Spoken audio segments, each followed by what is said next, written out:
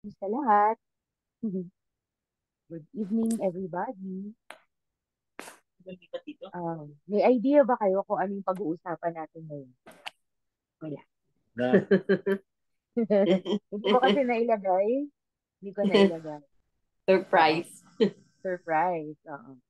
So, ang pag-uusapan kasi natin ngayon ay continuation nung series natin doon sa mga deadly sins, yung sinimulan ni Gabo o ni Daddy. So, ang pag-uusapan natin ngayon ay tadan, envy. Candy. Envy. So, usually called the green monster, the one-eyed green monster. So, paano natin mapagtatagumpayan yung tinatawag natin envy or inggit? Ayan. So, simulan muna natin by talking about ano ba yung envy? How is it defined? Paano siyang naiiba dun sa jealousy or dun sa ibang sins na pinag-usapan natin noon? So, what is it? Sabi, ang envy daw ay isang feeling, so it's an emotion, of being discontented or resentful. Tapos, meron kang pagnanasa na makuha yung possessions ng ibang tao. Okay? Possessions man or qualities or yung kanilang fortune. Another definition is it's a feeling of grudging. Yung parang, ano ka, parang resentful ka. Okay? Parang nakikita mo yung possessions ng iba, yung achievements nila, yung qualities ng ibang tao na maganda, ina-admire mo, pero parang nire-resent mo sila kasi gusto mo sa'yo mapunta yung magagandang nakukuha nila or na-experience nila.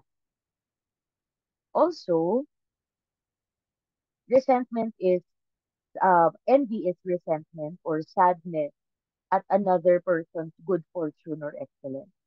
So, sa halip na matuwa ka doon sa blessings ng ibang tao, nalulungkot ka or nire-resent mo yun. Often, meron itong kasamang hindi mapigilang pagnanasa na makamit yon o makuha yon. Okay?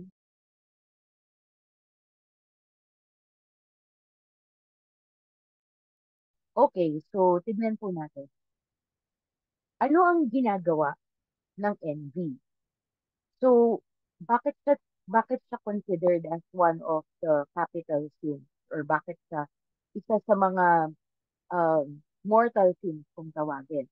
Kasi envy does not stop at just envy. Parang nanganganak ka o meron siyang ibang mga hindi ka nais-nais na sins or feelings that are being brought about.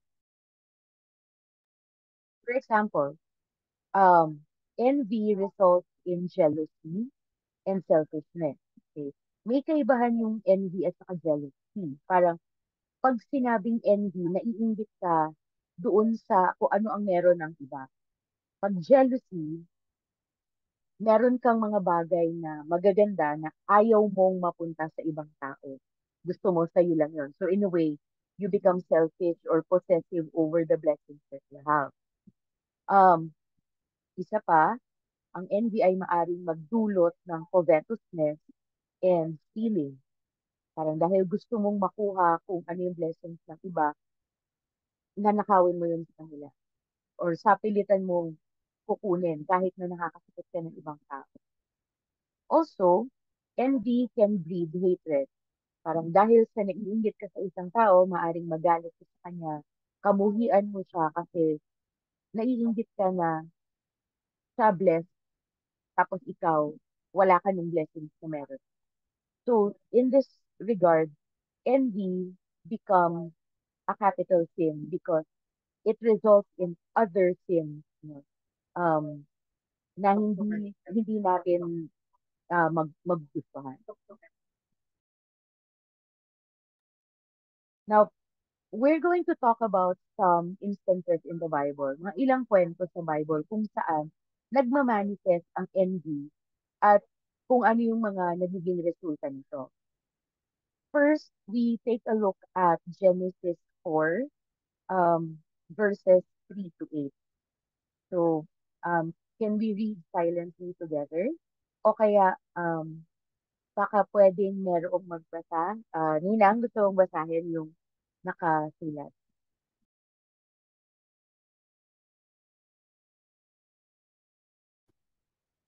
Ayan. Sige. Now Abel kept flocks, and Cain worked the soil. In the course of time, Cain brought some of the fruits of the soil as an offering to the Lord, and Abel also brought an offering, fat portions from some of the firstborn of his flock. The Lord looked with favor on Abel and his offering, but on Cain and his offering he did not look with favor. So Cain was very angry, and his face was downcast. Then the Lord said to Cain, "Why are you angry? Why is your face downcast? If you do what is right, will you not be accepted? But if you do not do what is right, sin is crouching at your door. It desires to have you, but you must rule over it." Now Cain said to his brother Abel, "Let's go out to the field." While they were in the field, Cain attacked his brother Abel and killed him. Ayun. So, yung kwento ni Cain and Abel, no? Nakalagay dito, si Abel at saka si Cain, pareho naman silang nag-o-offer kay God nung kung ano man yung pinagtatrabahuhan nila. Si Cain, ang binibigay niya yung mga fruit, no? Si Abel, ang binibigay niya yung mga hayop, firstborn. Nagkataon na ang gustong offering ni God, yung binibigay ni Abel, yung firstborn ng flock. Hindi niya, hindi niya kinalulugdan yung binibigay ni Cain na fruit. No? Dahil doon, nainggit si Cain, nagalit siya, at nalungkot siya. Nainggit siya kasi si Abel ay merong favor ni Lord, pero siya wala. Pero inaddress naman ni Lord Cain. Sabi sa kanya, ba't ka nagagalit at saka ba't ka malungkot? Eh di, gawin mo kung ano ang tama. Ibig sabihin, ibigay mo sa akin yung offering na gusto ko, which is the fat portion from the firstborn of the flock. Sabi niya, if you do not do what is right, sin is crouching at your door. It desires to have you, but you must rule over it. So sabi ni God, kailangan mapagtagumpayan mo yung nararamdaman mo na galit, yung inggit. Dahil kung hindi, kukunin ka niya. Eh kaso, sa kasamaang palad, hindi na pagtagumpayan ni Cain yun. At ang ginawa nga niya ay, nung nasolo niya si Abel doon sa field, inatake niya ito at pinatay. So, the first incident of murder was recorded. So, nagsimula ito sa envy, nagsimula ito sa pagkainggit ni Cain kay Abel, sa galit niya, tapos eventually sa murder. Now, tignan natin ang isa pang kwento sa Bible that talks about envy.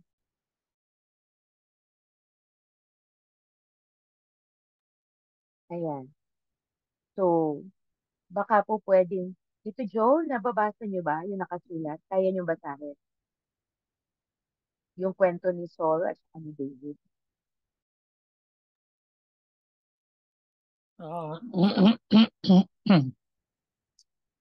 Liit eh. Hindi niyo mabasa. Ito ba yun? Ito. When the men Apa, were returning home after David had killed the Philistine. Philistine ba yan? Philistine, the women came out from all the towns of Israel to meet King Saul with singing and dancing, joyful songs, and with timbrels and lyres. As they danced, they sang, Saul has slain his thousands, and David his tens of thousands. Saul was very angry. This refrain displeased him greatly. They have credited David with tens of thousands, he thought, but me with only thousands. What more ca- can he... Ano, wala eh. Yes. What more can he get but the kingdom? And from that time on, Saul kept a close eye on David. Ayan. So, ito po ay galing sa 1 Samuel 18 verses 8 to 9.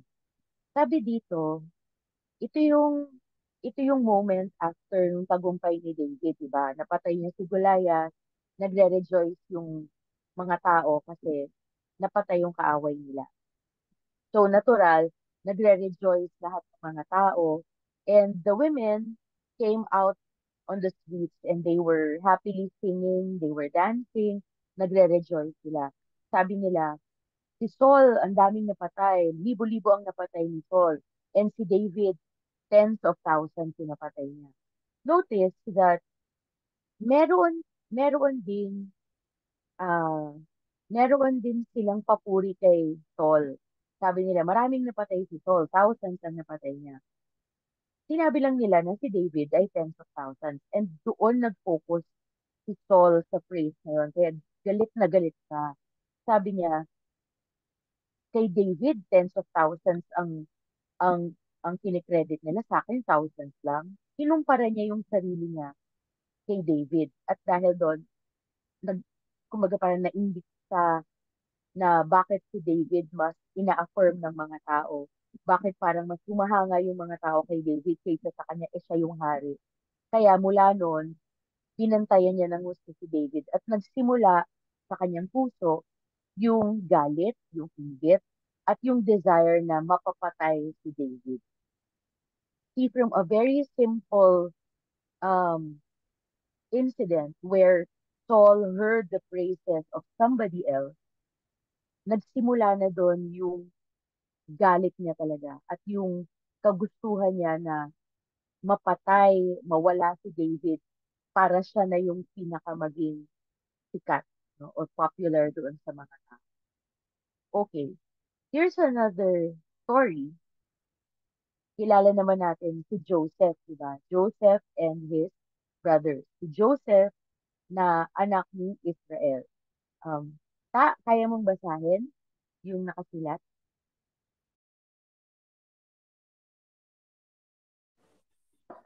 Now Israel loved Joseph more than any of his sons, because he had been born to him in his old age, and he made an ornate robe for him. When his brothers saw that their father loved him more than any of them, they hated them and could not speak a kind word to him. Genesis 37:3. Okay. So, itong verses na to, sinasabi, si Israel kasi marami siyang anak, di ba? Meron siyang 12 sons. Tapos, si Joseph, pinaka-mahal niya doon sa mga yon kasi si Joseph yung parang bunso niya yan eh. Uh, Born to him in his old age. Of course, meron pa siyang isang mas batang anak, no? But um, for for the longest time, si Joseph yung parang pinaka pinakamamahal niyang bunso. Okay? And Israel loved Joseph more than any of his other sons. Obvious yun sa kanilang lahat. At ginawan pa niya si Joseph nung coat of many colors. Alam natin ba? Ngayon, sabi dito, when his brothers saw that their father loved him more than any of them, they hated him. Nagselos yung mga kapatid ni Joseph sa kanya kasi nga, nasa kanya yung favor nung ama eh. Kaya, nagalit sila kay Joseph na pagpuntunan nila siya nung inggit nila, nung galit nila. And they could not even a kind word to him. So in short, parang pinagtulungan nila si Joseph. Alam natin kung ano yung nangyari sa kwento na yun, di ba? Dahil dun sa inggit nila kay Joseph, tinangka nilang ipagbenta siya, no? Tinangka nilang mapatay siya or mabenta. Basta maalis si Joseph doon sa lugar nila dahil hindi na nila matake yung favoritism ng tatay nila kay Joseph. So, anyway, yun yung nangyari dun sa kwento. Because of their envy, the Joseph's brothers um, plotted against him, plotted something evil against him. Of course, hindi naman sila nagtagumpay, no? We know the story how Joseph, the dreamer, succeeded eventually. But in his brother's heart at the time, hindi sila masaya na kapiling nila yung kapatid nila. And they plotted evil against him. Now also in the New Testament, meron ding kwento tungkol sa envy, no? Let me read this from the book of Acts. This is about the Jewish leaders and how they responded to Paul and Barnabas speaking to the crowd. So sabi dito, when the congregation was dismissed, many of the Jews and devout converts to Judaism followed Paul and Barnabas, who talked with them and urged them to continue in the grace of God. On the next Sabbath, almost the whole city gathered to hear the word of the Lord. When the Jews, ito yung Jewish leaders, saw the crowds, they were filled with jealousy. Nainggit sila kasi ang daming taong pumipila para makinig kay Paul and kay Barnabas. Halos buong city na yung nakikinig sa kanila. So they began to contradict what Paul was saying and heaped abuse on him. So dahil dun sa inggit nila, nagalit sila kay Paul and they sought to just contradict him. Lahat ng sinasabi niya, ayaw nilang pakinggan. Binabaliktad nila, tinutulig sa nila si Paul. Pero, the word of the Lord spread through the whole region. But the Jewish leaders incited the God-fearing women of high standing and the leading men of the city. So, syempre, dun sa preaching ni na Paul and Barnabas, nag-spread yung word ni God doon sa buong lugar. Pero, habang nag-spread yung word ni God, lalong naiinggit yung mga Jewish leaders. So, ang ginawa nila, kinausap nila yung mga high-standing people, yung mga may, uh, may pera, may position, doon sa city. They stirred up persecution against Paul and Barnabas and expelled them from the region. So, ang ginawa nila, dahil hindi nila matake na nasasapawan sila nung preaching ni na Paul and Barnabas, ginawa nila, nag-stir up sila ng persecution. Gumawa sila ng false accounts against Paul and Barnabas. Naggawa sila ng kung ano nung kwento, pinersecute nila yung dalawa at pinalaya doon sa region. Kahit wala namang technically masamang ginagawa yung dalawa except to preach God's word which offended the Jewish leaders. So, makikita natin dun sa mga kwentong ito, marami ang kasamaan na nadudulot kapag nagkakaroon ng inggit sa puso ng tao. It it begins with inggit or envy and it ends up with anger, with hatred, with resentment, with jealousy, and it eventually leads to violence, to murder, and to other sins. So, what are the things that we learn? Number one, tulad ng binanggit ko, envy brings about other sins. Hindi siya mag-isang dumadating. Kakampi niya sina jealousy, okay? Si hatred, si resentment, si covetousness, at marami pang iba. This is why envy is a very dangerous emotion to entertain. Kaya pag naramdaman natin na nagkakaroon na tayo ng inggit, kailangan tinitigil natin yon.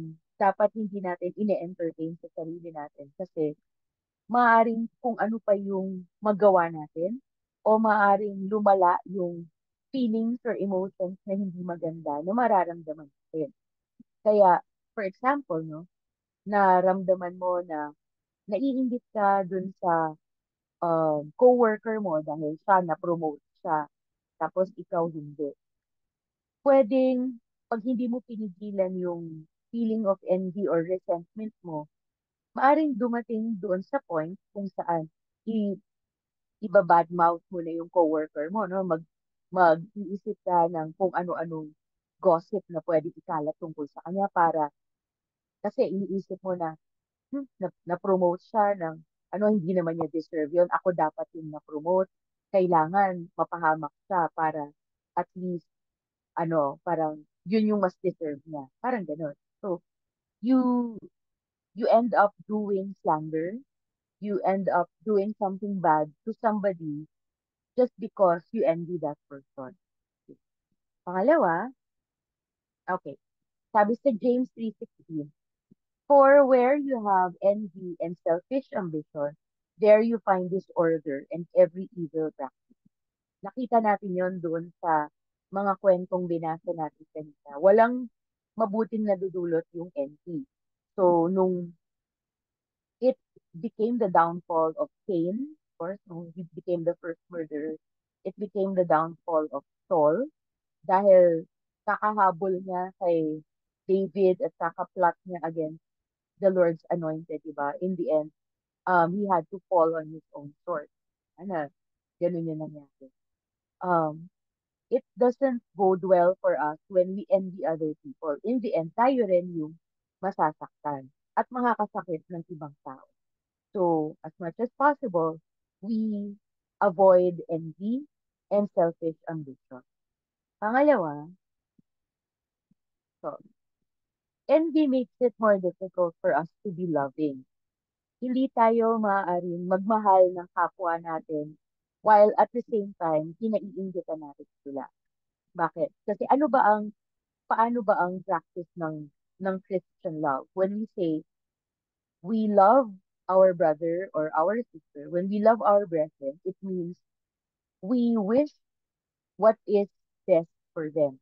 Or we wish them all the good that comes their way. Which is the opposite of envy.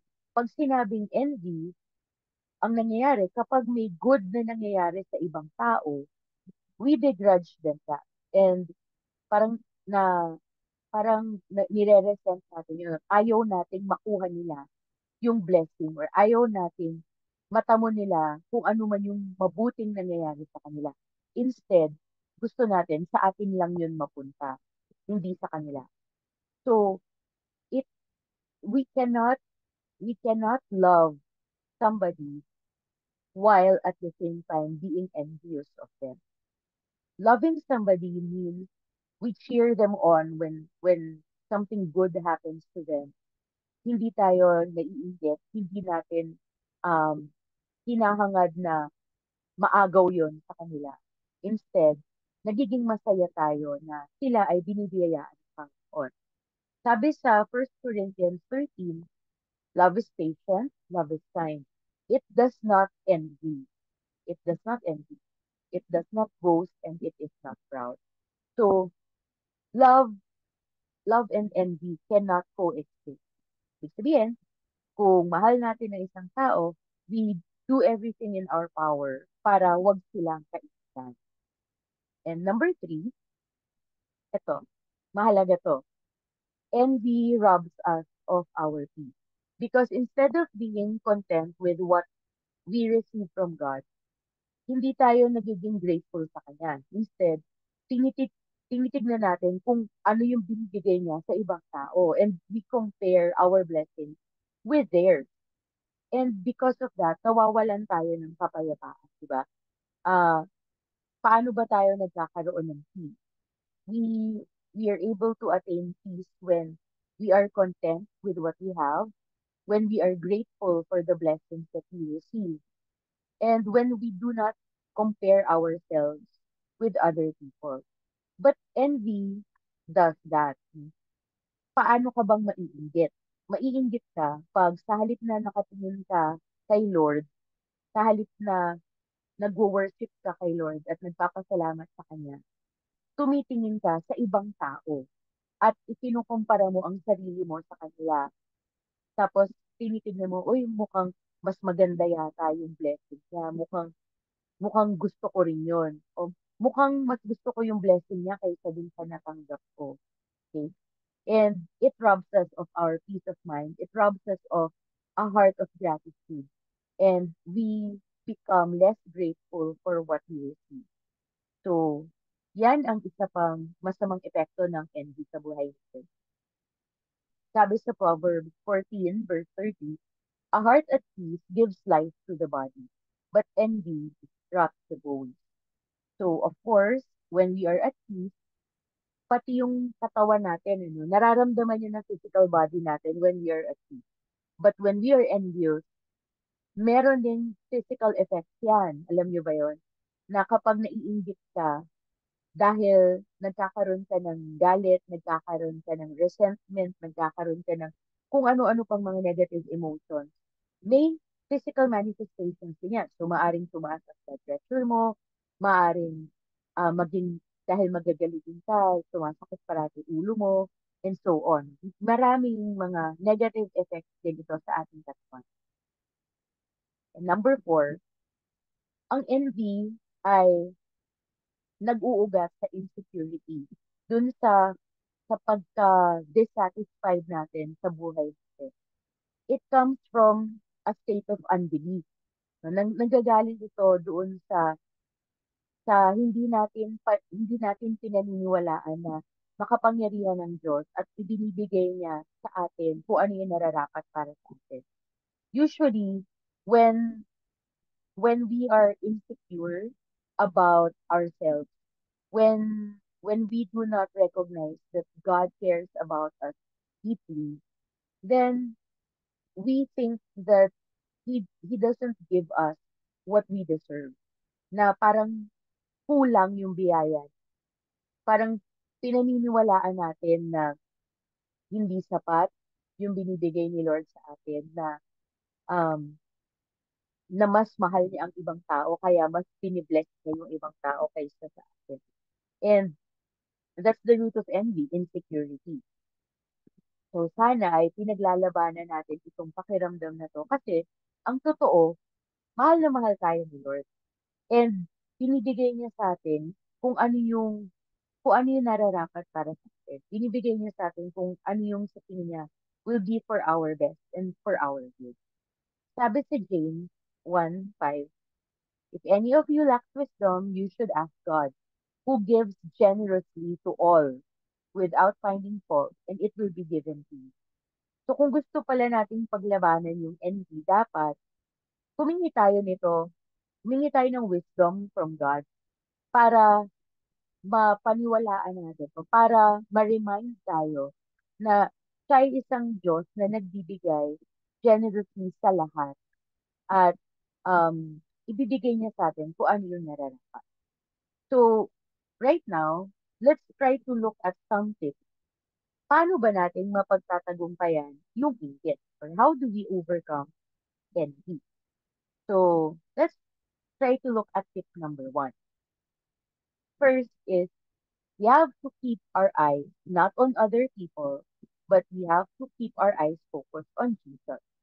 Sabi nga, na naiinggit ka kapag tumitingin yung mata mo sa ibang tao at tumitingin ka lagi sa iba at sa sarili mo. Laging nagko-compare kung ano yung meron sila at kung ano yung meron ka. Instead of doing that, keep our eyes on Jesus. We ought to pray and follow God and continue to walk in His way.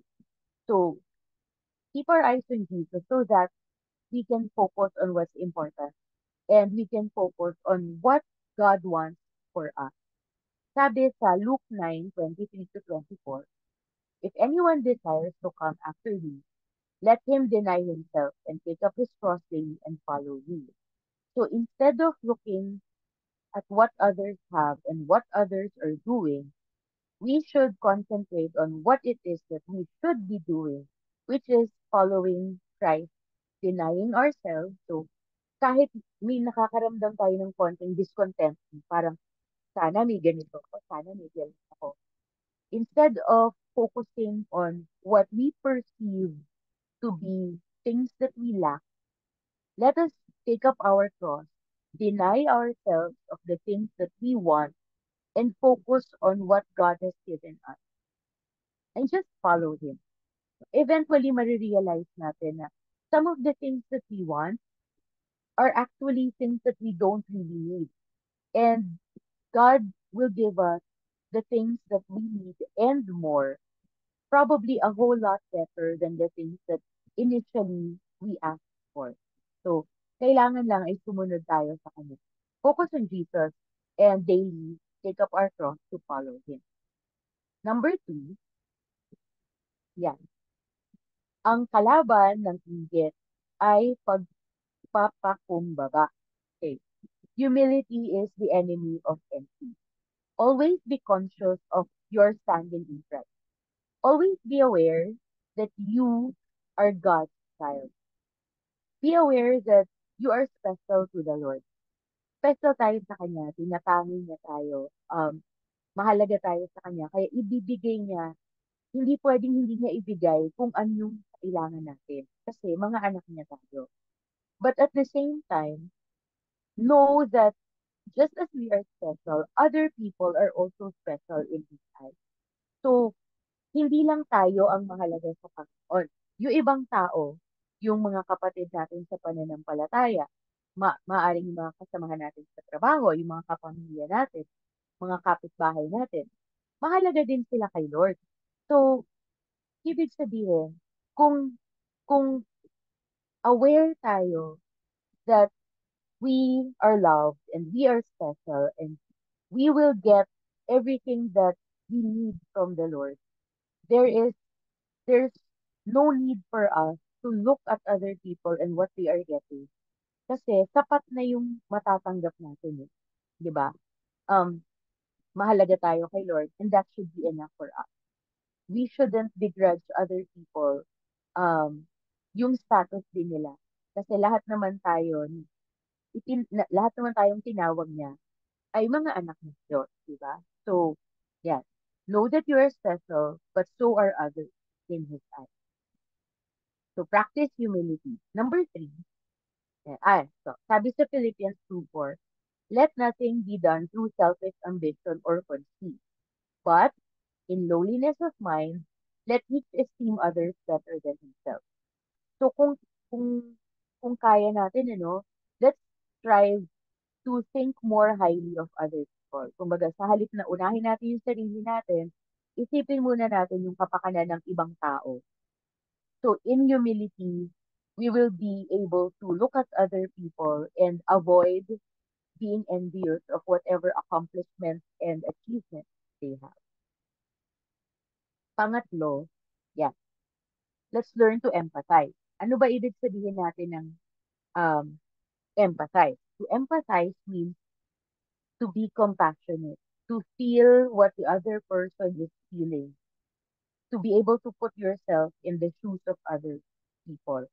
So, ibig sabihin nun, kung natutuwa ang iba, sana matuto tayong matuwa para sa kanila. Hindi yung nagre-rejoice sila dahil nakakuha sila ng isang matinding blessing, for example. Instead of wanting to get that blessing for ourselves, dapat nagpapasalamat din tayo sa Diyos on their behalf na parang kung na-promote sila sa trabaho, we should also be thanking God na, praise God, na-promote din yung kaibigan ko o na-promote din yung coworker. We should be able to rejoice when others are successful. And when they are down, dapat hindi tayo nakakaramdam nung buti nga na nagkaroon siya ng, o buti nga napahamak siya. Dapat hindi ganon because that is envy talking. So we have to learn to rejoice when others rejoice and to grieve when they are grieving. Be like-minded with others. So learn to empathize, learn to put yourself in the shoes of other people. Sabi sa Romans chapter 12, rejoice with those who rejoice and weep with those who weep. Be of the same mind toward one another. Do not set your mind on high things, but associate with the humble. Do not be wise in your own opinion. May ibang instances kasi na parang ang tingin natin sa sarili natin ay tayo lang yung tama. Tayo lang yung mas nakakaalam ng kung ano dapat yung mangyari. And instead of thinking about um how others should be treated, fairly, iniisip natin, eh, bakit ko gagawin yun sa kanya? Ba't ko siya tatratuhin ng maayos? Eh, mas deserve ko naman to. Mas ako yung tama, mas ako yung nagpagod, mas ako yung dapat ma-recognize. So, sabi dito sa Romans, do not be wise in your own opinion. Our time will come. Our time to shine will come. But let's not begrudge others their success. Kasi, dadating yung panahon na tayo naman yung mabibless. At dapat, syempre, ayaw din natin na pag-iisipan tayo ng iba ng masama. Diba? So, tip number 4, be grateful. Count your blessings. Kasi definitely, marami tayong biyaya maaring mapagpasalamat. Not just the great blessings, but also the small. There's always something to thank the Lord for. Every day, meron tayong bagong biyaya. From the moment that we wake up, just the opportunity to open our eyes to a new day is already a blessing in itself. So we should express our gratitude to God by worshiping Him. And when we worship Him, we keep our eyes on Him. And it gives us no time to look to ourselves and to other people. Kaya, kung ano man yung mga natatanggap natin, whether maliit man or malaki, dapat maging grateful tayo. So, maybe even the simplest things like, kunwari, sobrang dami. Ito nangyari sa akin to recently na um, pumasok ako dun sa parking ng St. Luke para mag-park, no? Kakababa lang ni Daddy dun sa ospital. I had to park. Eh, nakalagay car park full. So, sabi nung nagbibigay nung ticket, ma'am, full parking na, waiting na lang ah. So, noon pa lang, sabi ko, naku Lord, bigyan niyo naman ako ng parking. Tapos alam niyo, pagdating ko dun sa isang floor, kakaakit ko pa lang, meron agad na lumalabas ng sasakyan. So, nakapag-park ako, hindi ko kailangan maghintay. Those, those are instances when you know that God answers your prayers, even the smallest one. Yung parang, alam ko pwede nyo isipin na, ito yan, parking lang. Pero, it's something that I prayed for and instant binigay. No? So, gratefulness for blessings, um, small or big, will come a long way, no? Para mapaglabanan yung pakiramdam ng inggit. Binibless tayo ni Lord. We just have to be aware of the blessings that we receive on a daily basis. Sabi sa Psalm 52:9, for what you have done, I will always praise you in the presence of your faithful people, and I will hope in your name, for your name is good. So, this tells us that we should always proclaim the goodness of God because He continues to do good for us, in every day of our life. And we continue to hope in His name because He is a good God. And when we know that our God is good, there will be no room for inggit or envy or selos. Kasi alam natin na mabait yung Diyos sa atin. And sooner or later, we're going to get the blessings that are for us. And ito pa, sabi pa sa Hebrews, therefore, since we are receiving a kingdom that cannot be shaken, let us be thankful and so worship God acceptably with reverence. Oh, what greater blessing could there be than to know securely that we are receiving God's kingdom, di ba? Wala ka nang mahihingi pa eh. You're receiving God's kingdom that cannot be shaken. So, may, meron ka pa bang kailangang blessing apart from that? Shouldn't that be enough to make us grateful to the Lord? So sabi dito, let's be thankful and worship God acceptably. Every day, we should look for things to be grateful for. We should always remember what we are receiving from God, the gift of His kingdom, the gift of being His child, and be thankful that we are called to be with Him. Sabi sa Philippians 4:6, huwag daw tayong mag-alala. anxiety. Huwag tayong mag-worry about anything that we need. Sabi dito, in every situation, by prayer and petition, and with thanksgiving, let's present our requests to God. Is there anything you need?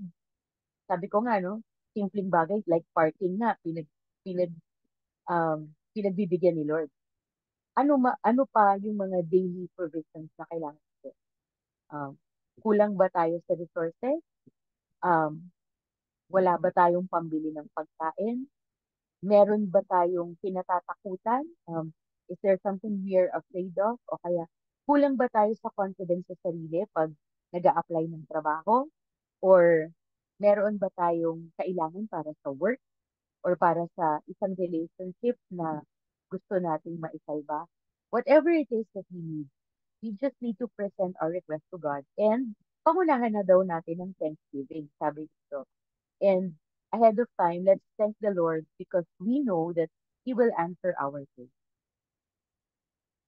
And finally, tip number 5, pray, pray, and pray. If you want to overcome envy, you have to seek the help of the Lord because we need a transformation of the heart and the mind para hindi tayo ma-tempt na mainggit sa ibang tao. And not just about envy, but all the other negative emotions that envy brings with it. So seek the help of the Lord.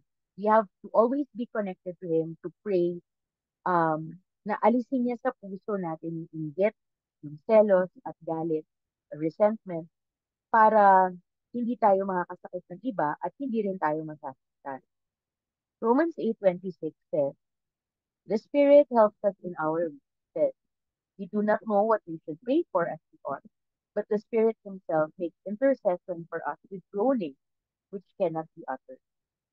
When we don't know what to pray for, or pag hindi natin alam kung paano pa tayo magdadasal, kunwari sobra na yung nararamdaman natin higit or galit or may confusion na sa atin na hindi natin alam kung magiging effective pa ba tayo sa pagdadasal. We can always ask the help of the Spirit because in our weakness, it is the Spirit that intercedes for us and tells the Father what exactly we need. If we don't have the word, then the Spirit Himself will groan to the Father for us. Kaya kung kailangan man natin ng tulong na ma-overcome kung ano yung hindi maganda sa puso natin at sa isip natin, kailangan lang natin magdasal. Kahit, alam mo yun, kahit may mga times na parang hindi natin feel magdasal. Doon tayo mas kailangan magdasal. To tell Him what we need and to just pray to Him and ask for help. And ito, in summary, Psalm 37 verses 1 to 7 tells us exactly how to get rid of envy. Nakalagay dito, wag daw tayong mainggit doon sa mga taong gumagawa ng hindi mabuti. Do not fret because of those who are evil, or be envious of those who do wrong. For like the grass, they will soon wither. Like green plants, they will soon die away. Ang unang tip ng Psalm 37, sabi, trust in the Lord and do good. Okay? Trust in God. Dwell in the land and enjoy safe pasture. So, kailangan lang pala magtiwala tayo sa Panginoon. Huwag tayong tumingin sa ibang tao. Sabi dito, take delight in the Lord and He will give you the desires of your heart.